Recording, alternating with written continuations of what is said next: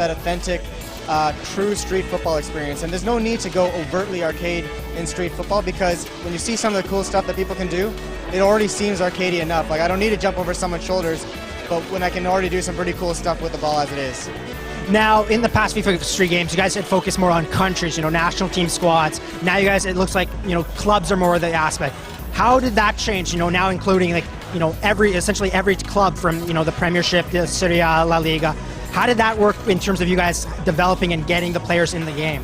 Yeah, I mean, it's really an exercise in licensing. Like, we really wanted to have clubs. Again, it's the feedback from the fans. Like, the national teams are fun to use, sure, but that can't be all. Like, they want to have the clubs. The clubs are what make FIFA really great. The clubs are what's kind of fun. It's fun to see Arsenal versus Chelsea, but it's not just about the clubs, because for a lot of people, it's far too much of a fantasy, too much of a stretch to believe that you can play Arsenal versus Chelsea on a rooftop in Shanghai. Like, that's just not going to happen. We want this game also to be about the team that you build, the team that you create. So we have a whole mode, it's called World Tour, which is all about you creating a team. You jump into a friendly match. If you're a connected gamer, you're going to see friends that have been created by players that have been created by your friends in their own FIFA Street games. They're going to be in your match, and you can build a team with them as part of your squad. And that's a squad that we want you to take on this journey through kind of our World Tour, on this journey through offline modes, online modes, to play in kind of OTP matches and head-to-head matches. Now, last question. When someone, finally picks up FIFA Street, what are you hoping is the first thing that really stands out for them? I think it's the variety. Like, I'm hoping that what they get out of it is that this is not only just a cool-looking game that's true to street football, but the fact that true to street football doesn't really mean anything without the variety, because variety is what is true to street football. Like, street football is, okay, there's 3 of us, let's figure out a game to play with 3 of us. There's 10 of us, let's figure out a game to play with 10 of us.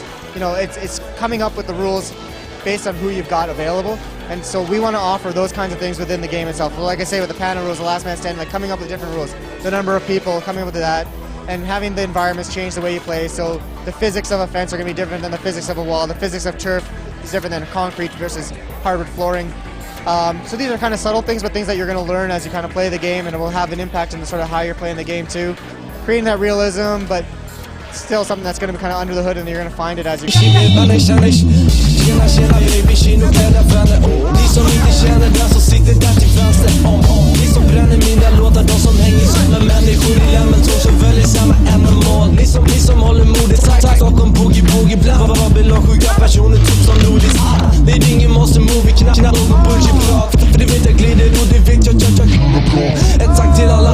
men framförallt ett tack till Laja som baggat hela plattan. Kvar det kan det kutta snurra, karusellen räcker, karusellen slutar aldrig snurra. Tack vare min vän.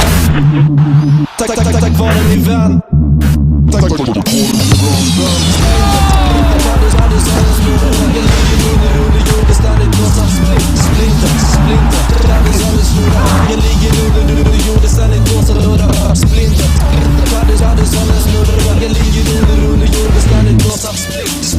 Splinter, karusellen snurrar. Jag ligger under jorden.